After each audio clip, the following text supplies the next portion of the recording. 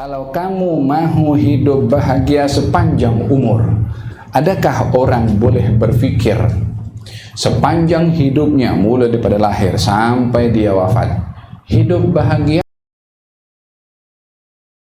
Terbayang bagaimana seseorang sepanjang hidup sampai dia wafat tak ada halangan?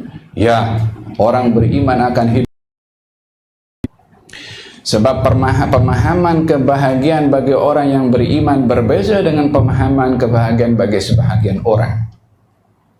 Dia akan hidup bahagia walaupun susah dan miskin. Dia akan hidup bahagia walaupun dia ada penyakit.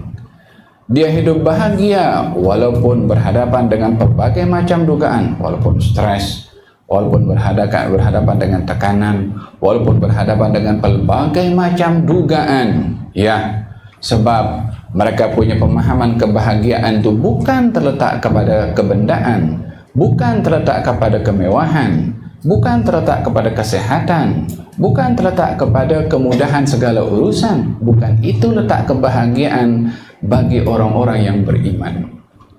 Namun orang yang beriman memahami arti kebahagiaan seperti mana Allah jelaskan di dalam Al-Quran apa itu bahagia.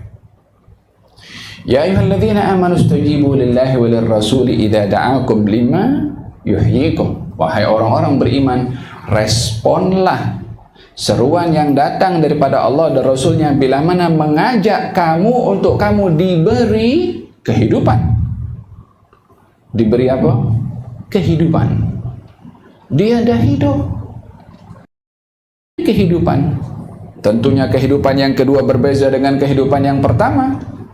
Kehidupan kita saat ini, kita berkongsi dengan seluruh makhluk hidup, termasuk dengan hayawan dan binatang. Kita berkongsi makan minumnya,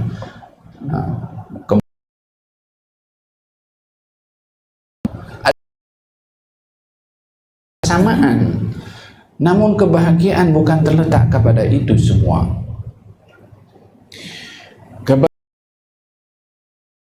Mematuhi kepada Allah Subhanahu wa ta'ala dalam keadaan apapun juga, dalam keadaan suka, dalam keadaan duka. Man amila salihan min dzakarin wa untha wa huwa mu'minun falanuhyiyannahu hayatan thayyibah. Barang siapa yang beramal saleh, laki-laki atau perempuan, dalam keadaan iman, Allah akan memberikan kepadanya kehidupan yang baik, kehidupan yang bahagia. Dikaitkan pemberian kehidupan yang bahagia itu dengan iman dan juga amal saleh. Oleh sebab yang demikian, bagi orang yang memahami hala tujuh hidup ini, umur yang diberikan oleh Allah Subhanahu wa ta'ala akan hidup bahagia walaupun berhadapan dengan berbagai macam dugaan. Bukankah kita melihat di dalam Al-Quranul Karim ada orang yang meminta mencari kebahagiaannya dalam penjara? Boleh orang menggambarkan boleh hidup happy dalam penjara, tapi itu menjadi pilihannya. Secara zahirnya penjara itu dalam tempat tertutup, tak bebas, tak boleh keluar, orang stres macam-macam.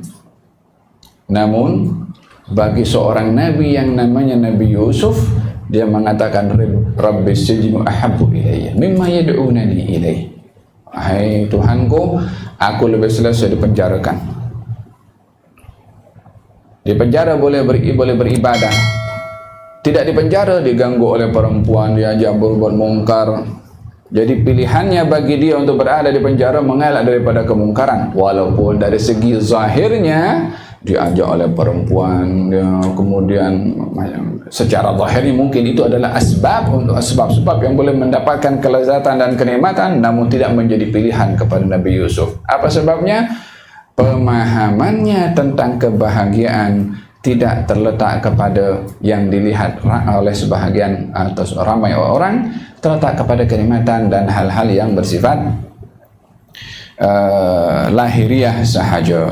Oleh sebab yang demikian, Al-Imam Abdullah bin Alwi Al-Haddad memberikan penjelasan tentang hakikat kehidupan yang bahagia itu adalah dengan iman dan juga dengan amal saleh. Dzaqa ta'mal iman man radhiya billahi rabban wa bil islami dinan wa bi Muhammadin nabiyyan wa rasula, akan merasakan manisnya iman.